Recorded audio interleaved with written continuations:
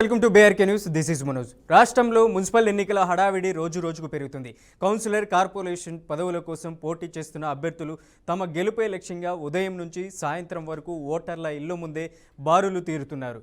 మాకు ఓటేయండి అంటూ, మహాప్రభు అంటూ మా సమస్యలన్నింటినీ పరిష్కరించండి అంటూ ఒకవైపు ప్రజలు విన్నవించుకుంటున్నా, మరోవైపు అక్కడ ఉన్నటువంటి అధికారులు కూడా తమ సమస్యలను చెప్పుకొస్తూ వస్తున్నారు.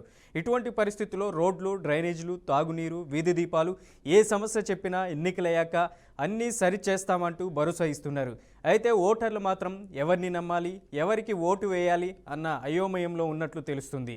ఇక అధికార పార్టీ అభ్యర్థుల ప్రచారం మరో స్థాయిలో సాగుతుంది. అభ్యర్థితో పాటు స్టార్ క్యాంపెయినర్లు కూడా ఇంటింటికి వెళ్ళి ఓటర్ల సమస్యలను అడిగి తెలుసుకుంటున్నారు. ఎన్నికలు ముగియగానే ప్రభుత్వం నుంచి నిధులు మంజూరు చేయించి అన్ని సమస్యలకు పరిష్కారం చూపిస్తామని హామీ ఇస్తున్నారు. అయితే దీనిపై ప్రతిపక్షాల ప్రశ్నల వర్షం కురిపిస్తున్నాయి. ఇప్పటికే అధికారంలో ఉన్నప్పుడు ఈ సమస్యలు ఎందుకు పరిష్కరించలేదని, ఇప్పుడే చేయలేని పనులు ఎన్నికల తర్వాత చేస్తారన్న గ్యారెంటీ ఏమిటని ఓటర్లను ఆలోచనలో పడేస్తున్నట్లు సమాచారం. ఇక ప్రతిపక్ష అభ్యర్థులు తమదైన ప్రచారంతో ముందుకు సాగుతున్నారు. తమకు ఓటు వేస్తే ప్రభుత్వంలో పోరాడి మరీ అభివృద్ధికి కృషి చేస్తామని, ఎప్పుడూ అందుబాటులో ఉంటామని చెబుతున్నారు. అధికార పార్టీ హామీలను నమ్మవద్దని, వాస్తవాన్ని గమనించాలని ఓటర్లను కోరుతున్నారు. దీంతో ప్రచారం క్రమంగా ఆరోపణలు, ప్రత్యారోపణల స్థాయికి చేరుతుంది. ప్రధాన పార్టీలకు భిన్నంగా స్వతంత్ర అభ్యర్థులు కూడా తమ అవకాశాన్ని వినియోగించుకుంటున్నారు. తాము మీ అందరికీ పరిచయస్తులమని, మీ కళ్ళ ముందే రోజు తిరుగుతున్నామని చెబుతున్నారు. ప్రధాన పార్టీ అభ్యర్థులను గెలిపిస్తే తర్వాత వాళ్ళ ఇంటి ముఖం కూడా చూడరని విమర్శిస్తున్నారు. అందుకే తమకు ఓటు వేసి గెలిపిస్తే వెంటనే సమస్యలను పరిష్కరిస్తామని హామీ ఇస్తున్నారు. ఇదిలే ఉండగా మున్సిపల్ ఎన్నికలు సార్వత్రిక ఎన్నికలను తలపిస్తున్నాయన్న టాక్ బలంగా వినిపిస్తుంది. ఓట్ల కోసం ప్రలోభాల పర్వం కొనసాగుతుందన్న ఆరోపణలు జోరుగా ఉన్నాయి. ప్రధాన పార్టీల అభ్యర్థులు గుట్టుగా బీరు, బిర్యానీ, మద్యం, డబ్బులు పంచుతున్నారన్న చర్చ రాష్ట్ర రాజకీయాల్లో జరుగుతుంది. ప్రతి ఇంటికి ఓటర్లను లెక్కబెట్టి మరీ డబ్బుతో పాటు మహిళల కోసం బహుమతులు కూడా ఇస్తున్నారన్న ఆరోపణలు వినిపిస్తున్నాయి. ఈ విషయాలు తెలిసినా పోలీస్ యంత్రాంగం అటువైపు చూడడం లేదన్న విమర్శలు కూడా వస్తున్నాయి. మొత్తానికి మున్సిపల్ ఎన్నికలు ప్రజాస్వామ్య పండుగలా జరగాల్సిన చోట హామీలు, ఆరోపణలు, ప్రలోభాలతో నిండిన రాజకీయ సమరంగా మారుతున్నాయి. ఈ ఎన్నికల్లో ఓటర్లు హామీలను నమ్ముతారా, లేక వాస్తవాన్ని గమనించి నిర్ణయం తీసుకుంటారా అన్నదే ఇప్పుడు రాజకీయ వర్గాల్లోనే కాదు, ప్రజల్లోనూ ప్రధాన చర్చగా మారింది. ఇక ఇదే అంశంపై లైవ్లో చర్చించడానికి మనతో పాటు రాజకీయ విశ్లేషకులు అందే సత్యం గారు ఉన్నారు. సత్యం గారు నమస్తే అండి. నమస్తే అండి. సత్యం గారు, ఇక మున్సిపల్ ఎన్నికలకి దగ్గర పడుతుంది సమయం. ఇప్పుడు హాట్ టాపిక్గా మారింది. తెలంగాణలో దాదాపుగా 80% పైగా మున్సిపాలిటీలు గెలవాల్సిందే అంటూ కూడా అల్టిమేటం జారీ చేశారు సీఎం రేవంత్ రెడ్డి మంత్రులకి, డీసీసీ అధ్యక్షులకి. ప్రధానంగా బలం ఉన్న చోట కాదు, బలం లేని చోట మనం అత్యధిక స్థాయిలో ఉన్నటువంటి 3 రోజులు ప్రచారం చేయాలి. ఏదైతే సర్పంచ్ ఎన్నికలు ఏ విధంగా గెలిచామో అదే స్థాయిలో, అదే ఊపుతో మున్సిపల్ ఎన్నికలు కూడా గెలవాలనేసి కూడా సీఎం రేవంత్ రెడ్డి ఒక అల్టిమేటం జారీ చేశారు. ఎలా చూడొచ్చు అంటారు? రాజకీయ పార్టీలకు వెల్ఫేర్ యాక్టివిటీస్ అమలు జరపడానికి ఖచ్చితంగా అడ్మినిస్ట్రేటివ్ యూనిట్స్ కావాల్సిందే. పంచాయతీరాజ్ వ్యవస్థలో అడ్మినిస్ట్రేటివ్ యూనిట్స్, గ్రామ పంచాయతీలు అయితే అర్బన్ ప్రజలలో మున్సిపాలిటీ ఒక డెవలప్మెంట్ యూనిట్. కాబట్టి వాళ్ళ వాళ్ళ వాళ్ళ పార్టీల అభ్యర్థులు మున్సిపల్ చైర్మన్లుగా లేదా కౌన్సిలర్లుగా ఎన్నికైతే రాష్ట్ర ప్రభుత్వం, కేంద్ర ప్రభుత్వం వచ్చేటటువంటి నిధులు ఖర్చు చేసి అభివృద్ధి చేస్తే మంచి ప్రజల్లో ఒక మంచి క్రెడిబిలిటీ వచ్చేటువంటి అవకాశం ఉంది. కాబట్టే ఏ పార్టీ కూడా అవకాశాన్ని వదులుకోవట్లే. మున్సిపాలిటీలో గెలిచి తీరాలన్నటువంటి పట్టుదలతోటి దరిదాపు ఇది అసెంబ్లీ క్యాంపెయిన్ లెక్క దాన్ని తరపలించే విధంగా క్యాంపెయిన్ చేస్తున్నారు. ముఖ్యమంత్రి కానీ, లేక కేంద్ర మంత్రులు కానీ, లేక వివిధ రాష్ట్ర పార్టీల అధ్యక్షులు కానీ ఈ విధమైనటువంటి క్యాంపెయిన్ నడుపుతున్నారు. ఇవాళ మున్సిపాలిటీలకు ఆనాడు రాజీవ్ గాంధీ 73, 74 సవరణలు చేసిన తర్వాత, రాజ్యాంగ సవరణలు చేసిన తర్వాత కొన్ని గ్రామ పంచాయతీలకు 29 అధికారాలు, అట్లాగే మున్సిపాలిటీలకు కూడా 6-7 అధికారాలు ట్రాన్స్ఫర్ అయినాయి కిందికి. దానివలన కేంద్ర ప్రభుత్వం వచ్చేటువంటి నిధులు, రాష్ట్ర ప్రభుత్వం నుంచేటువంటి నిధులు ఇవాళ మున్సిపాలిటీ అభివృద్ధులకు చోదక శక్తిగా పనిచేస్తున్నాయి. ప్రజల అభిమానాన్ని కూడా చూరగొనొచ్చు. అయితే ఇందులో గత సంవత్సరం కనుక లెక్కలు చూస్తే గత బడ్జెట్లో 24-25 బడ్జెట్లో దరిదాపు 11,600 కోట్లు మన రాష్ట్ర బడ్జెట్లో మున్సిపాలిటీ 130 మున్సిపాలిటీలకు కేటాయించారు.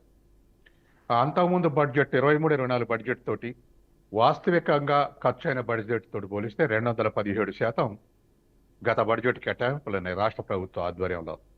ఈ 11,600 కోట్లలో ఎంత ఖర్చు చేశారనేది రేపు ఫిబ్రవరి 14కు రాష్ట్ర బడ్జెట్ ప్రవేశపెట్టేటప్పుడు వాస్తవిక వ్యయం ఎంత అయిందో తేలుద్ది. కానీ ఏదేమైనా కేటాయింపులు అయితే 200% పైగా గత వాస్తవిక వ్యయానికి మొన్న బడ్జెట్కు మధ్య తేడా ఉంది. అదంతా ఖర్చు చేస్తే బాగా పెరిగినట్టే. అట్లాగే కేంద్ర ప్రభుత్వం నుంచి ఈ 2 ఫైనాన్షియల్ ఇయర్లో 24-25, ఫైనాన్షియల్ ఇయర్లో 17,000 కోట్లు సహాయం అందింది మన రాష్ట్ర మున్సిపాలిటీలకు. అందులో అమృత్ స్కీమ్ కింద 4,700, అటల్ మిషన్ కింద, అట్లాగే అర్బన్ ఇన్ఫ్రాస్ట్రక్చర్ డెవలప్మెంట్ కింద దరిదాపు 9,700 కోట్లు, స్వచ్ఛ భారత్ కింద 3,347 కోట్లు, ఇట్లా ఈ డిఫరెంట్ స్కీమ్స్ కింద సెంట్రల్ గవర్నమెంట్ నుంచి ఈ 2 ఫైనాన్షియల్లో 17,000 కోట్లు లభించింది. రాష్ట్ర ప్రభుత్వం 11,000 కోట్లు కేటాయించింది. హైదరాబాద్ మినహాయించి నేను చెప్పేది. కాబట్టి సహజంగానే దరిదాపు రాష్ట్ర కేంద్ర ప్రభుత్వాలు కలిస్తే దరిదాపు ఒక 30,000 కోట్లు 130 మున్సిపాలిటీల మీద ఖర్చు చేస్తున్నట్టే. కాబట్టి రేపు రానున్న బడ్జెట్లో రేపు 14-10 రేపు ప్రవేశపెట్టే బడ్జెట్లో కూడా 26-27 బడ్జెట్లో మున్సిపాలిటీకి ఎక్కువ నిధులు కేటాయించాలన్నటువంటి ఒత్తిడి చేసేటువంటి అవకాశం లభిస్తుంది. ఒత్తిడి చేయాలి కూడా. అట్లాగే అభివృద్ధి అంటే కేంద్ర ప్రభుత్వం రాష్ట్ర ప్రభుత్వం చేసేదే కాకుండా కింది నుంచి కూడా క్షేత్రస్థాయి నుంచి కూడా ప్రయారిటీస్ తీసుకొని మున్సిపాలిటీలో తర్వాత గ్రామ పంచాయతీల్లో అభివృద్ధి చేస్తే ప్రజలకు భాగస్వామ్యం దొరుకుతుంది. డెమోక్రసీలో భాగస్వామ్యం దొరుకుతుంది. కాబట్టి ప్రజల భాగస్వామ్యాన్ని పెంచడం అంటే మున్సిపాలిటీలకు పంచాయతీరాజ్కు ప్రతి 5 సంవత్సరాలకు ఒకసారి ఎలక్షన్ జరపడం, తర్వాత అధికారాలు బదిలీ చేయటం, ఆర్థిక వనరులు అందివ్వడం. ఈ విధంగా కేంద్ర రాష్ట్ర ప్రభుత్వాలు కృషి చేయాల్సినటువంటి అవసరం ఉంది. తర్వాత కింది స్థాయిలో వాళ్ళకు రావాల్సినటువంటి పన్నులు కూడా వాళ్ళు బాధ్యత నిర్వర్తించాలి. ఉదాహరణకి వాళ్ళ ఇండ్లు కట్టుకోవటానికి పర్మిషన్ మీద ఆదాయం వస్తుంది, ప్రాపర్టీ ట్యాక్స్ వస్తుంది, ఇంకా 4-5 రకాల ఆదాయాలు ఉన్నాయి. ఈ ఆదాయాలను కూడా మున్సిపాలిటీలు తర్వాత గ్రామ పంచాయతీలు కూడా బాధ్యత వహించి వాటిని మోపప్ చేస్తే కింది స్థాయిలో అభివృద్ధి అయ్యేటువంటి అవకాశం ఉంది. కాబట్టి ఈ ఆస్పెక్ట్లో ఆర్థిక అధికారాలని లేదా అడ్మినిస్ట్రేటివ్ అధికారాన్ని చూడాలి. ఇక రాజకీయాలకు వచ్చినప్పుడు సహజంగానే ఈ మున్సిపాలిటీల తోటి ఖర్చు పెడుతున్నటువంటి ఖర్చు చూస్తే ఒక్కొక్క కౌన్సిలర్ 30-40 లక్షలు ఖర్చు పెడుతుంది వాస్తవం. రాజకీయ పార్టీలుగా టికెట్ ఇచ్చేటువంటి రాజకీయ పార్టీలు కూడా నువ్వు ఖర్చు పెట్టుకోగలవా, ఎంత ఖర్చు పెడతావు అని అడిగిస్తున్నారు. ఖర్చు పెట్టే వాళ్ళకే ఇచ్చినటువంటి ఉదాహరణలు 90% ఉన్నాయి. ఒక్క 10% పేరు ప్రతిష్టలు ఉన్నాయి, మంచోడని గెలవచ్చని ఇస్తారు తప్ప 90% డబ్బులు నెలకి ఇస్తున్నారు. వీళ్ళు 30-40 లక్షలు ఖర్చు పెట్టి కౌన్సిలర్ అయితే ఖచ్చితంగా రేపు శాంక్షన్ అయ్యేటువంటి పనులలో కరప్షన్ ఎక్కువ ఉండేటువంటి అవకాశం ఉంది. ఇప్పటికే దేశంలో కరప్షన్ దరిదాపు 30% ఉంది. ఇంకా ఎక్కువ ఈ విధంగా ఖర్చు పెట్టి గెలిచే చైర్మన్ కానీ, చైర్మన్ అనే వ్యక్తి కానీ, లేదా మున్సిపాలిటీస్ కానీ ఆ విధమైనటువంటి పరిస్థితిని ఎదుర్కోవాల్సినటువంటి అవసరం ఉంది. ఇవాళ ప్రతి మున్సిపల్ చైర్మన్ అయ్యేటువంటి క్యాండిడేట్ కౌన్సిలర్లకు 5 లక్షల నుంచి 10 లక్షలు ఇప్పిస్తున్నారు. మీరు పెట్టుకునే ఖర్చు కాకుండా మున్సిపల్ చైర్మన్ అయినటువంటి వ్యక్తి కూడా వాళ్ళ కోసం ఖర్చు పెట్టాలని. ఇట్లా ఒక ప్లాన్ ప్రకారం డబ్బుల్ని డిస్ట్రిబ్యూషన్ చేసి ఖర్చు పెడుతూ ఇవాళ ఎన్నికయ్యే పరిస్థితి ఉంది. ఈ పరిస్థితిలో మున్సిపాలిటీలకు ఎన్నికైతే వీళ్ళు కరప్షన్ లేకుండా పరిపాలించగలరా అంటే ఏ ఒక్క పార్టీ మా వాళ్ళు డబ్బులు పంచట్లేదు, మా వాళ్ళు నీతి నిజాయితీగా పరిపాలిస్తున్నటువంటి స్థితి లేదు. ఏ పార్టీ జవాబు చెప్పలేదు ఇప్పుడు. అటువంటి పరిస్థితి ఉంది. కాబట్టి ఏమవుతుంది, ఈ మున్సిపల్ అడ్మినిస్ట్రేషన్ ఏమవుతుంది అనేటి సహజంగానే అనేక మంది స్వప్నికులకు ఒక మంచి డెవలప్మెంట్ చేయాలనుకునేటువంటి వ్యక్తులకు ఇదంతా ఒక అడ్డంకిగా మారుతుంది. రేపు రానున్న కాలంలో పంచుకోవటమే, రాష్ట్ర కేంద్ర ప్రభుత్వాలు ఇచ్చిన నిధుల్ని పంచుకోవటమేనా లేకపోతే ఏమైనా అభివృద్ధి ఖర్చు చేస్తారనే డౌట్ కూడా వస్తుంది. ఎందుకంటే ఎవరైనా అత్యుత్సాహంగా ఖర్చు చేస్తే గత ప్రభుత్వ కాలంలో సర్పంచులు ఒక్కొక్కరు 2-3 కోట్లు ఇవాళ అప్పులతోటి భారంతో ఉన్నారు. కొత్తగా వచ్చే రాష్ట్ర ప్రభుత్వం ఇప్పుడు వచ్చినటువంటి విడుదల చేస్తే వాళ్ళ అప్పులు 1% కూడా తీరే పరిస్థితి లేదు. కానీ అట్లా అప్పులు చేసి అభివృద్ధి చేసిన గ్రామాలు చూస్తే అద్భుతం అనిపిస్తుంది మనకు. అద్భుతం అంటే అద్భుతం. వాళ్ళు వేసిన సిమెంట్ రోడ్లు కానీ, వాళ్ళు వేసినటువంటిది కానీ, ఓవర్ అంబిషియస్ తోటి నాకు మంచి పేరు ప్రతిష్టలు రావాలని వేస్తే వాళ్ళకు అప్పులే మిగిలినాయి. కాబట్టి వాళ్ళు ఉన్నటువంటి ఈ పరిస్థితుల్లో స్టేట్ గవర్నమెంట్ ఇన్ టైంలో రిలీజ్ చేసి, వాటిని మానిటరింగ్ చేసి, వాటిని డెవలప్మెంట్ ఎక్స్పెండిచర్గా మార్చి అభివృద్ధికి తోడ్పడాల్సినటువంటి బాధ్యత కేంద్రానికి ఉంది, రాష్ట్రానికి ఉంది.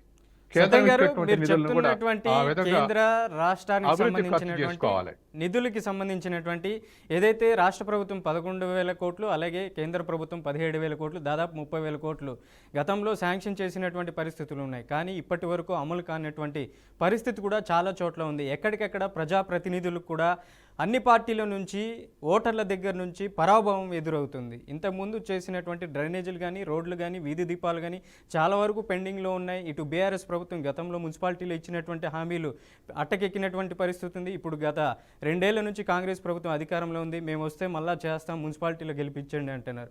2 ఏళ్ల నుంచి మీరు అధికారంలో ఉన్నటువంటి కాంగ్రెస్ పార్టీ మీరు చేయలేంది తర్వాత చేస్తారని ఏం నమ్మకం అని ప్రజాప్రతినిధులకి ప్రతి చోట పరాభవం ఎదురవుతుంది. ఎలా చూడొచ్చు అంటారు ఈ మున్సిపాలిటీ ఎన్నికలు తట్టుకోగలుగుతారా? దాన్ని పరాభవం అనొద్దు. ప్రజాస్వామ్యంలో ప్రజలు ప్రశ్నించడం నేర్చుకుంటేనే రియల్ సోషల్ ఆడిటింగ్.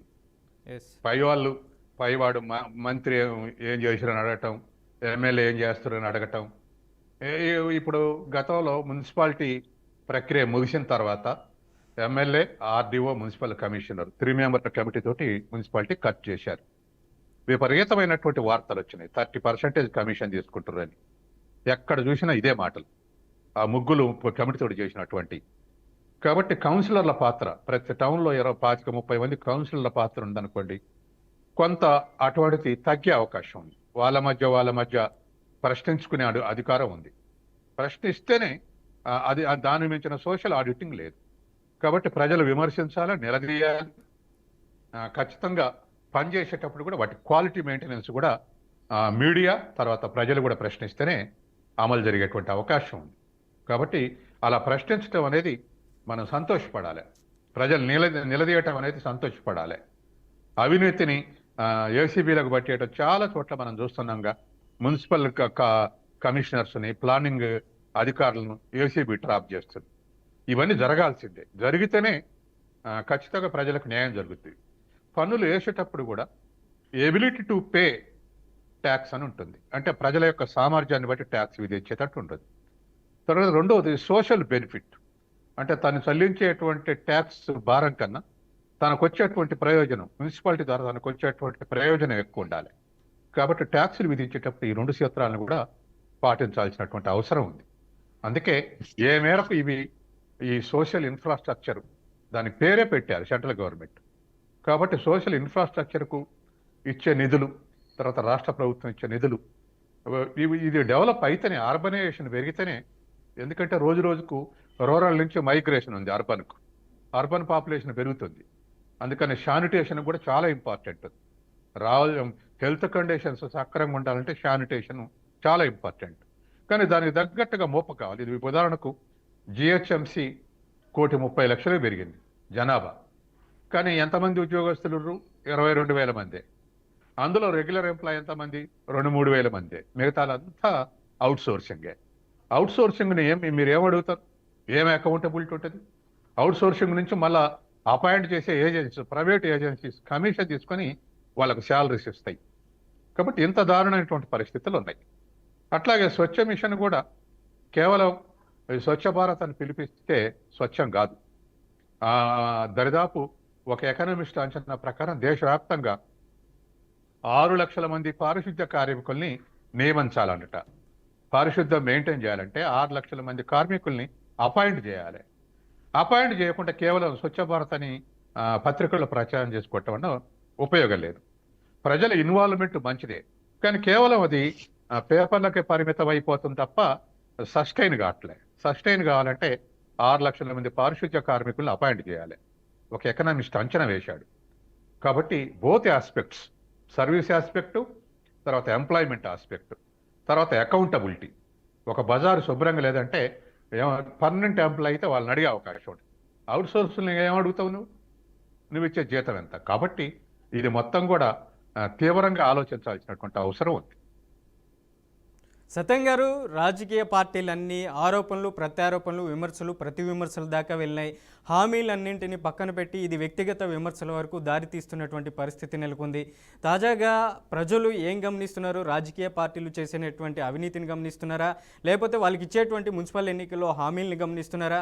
స్థానికంగా ఉన్నటువంటి అభ్యర్థి మనకు ఏ విధంగా రాబోయే రోజుల్లో డెవలప్మెంట్ చేస్తారా అన్న తరహాలో మున్సిపాలిటీలో ఉన్నటువంటి ఓటర్లు ఏ విధంగా గమనిస్తున్నారు?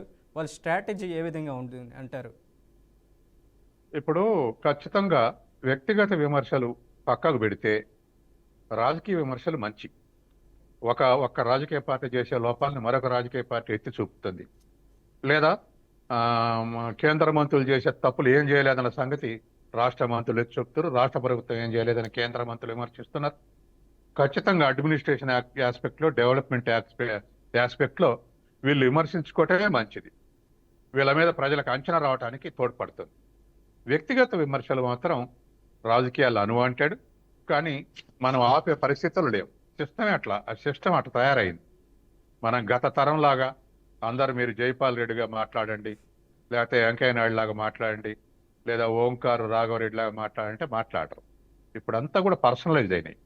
కాబట్టి వ్యక్తిగత విమర్శలు ఎప్పుడైతే డామినేట్ చేస్తాయో ఇష్యూ బేస్డ్ విమర్శలు డిజపియర్ అవుతాయి.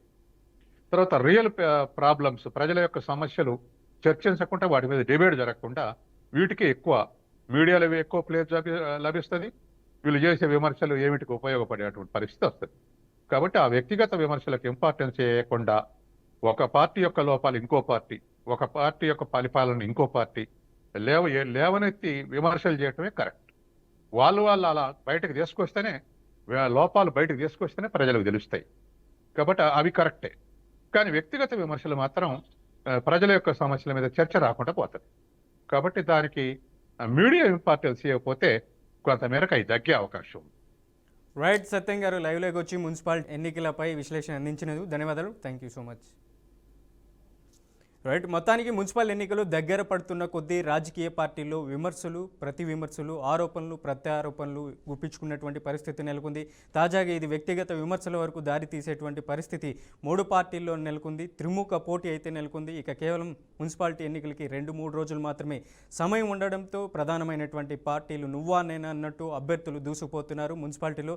మొత్తానికి దాదాపు 117 మున్సిపాలిటీలు, 7 కార్పొరేషన్లు ఫిబ్రవరి 11వ తేదీన ఎన్నికలు జరగబోతున్నాయి. ఫిబ్రవరి 13న ఫలితాలు రిలీజ్ కాబోతున్నాయి. ఏ పార్టీ ఎంత మేరకు తన ప్రభావాన్ని చూపిస్తుందనేది కూడా ఫిబ్రవరి 13వ తారీఖున వేచి చూడాల్సింది. ఇది ఇవాల్టి స్పెషల్ డిస్కషన్. మరో డిస్కషన్లో మళ్ళీ కలుద్దాం. చూస్తూనే ఉండండి BRK న్యూస్.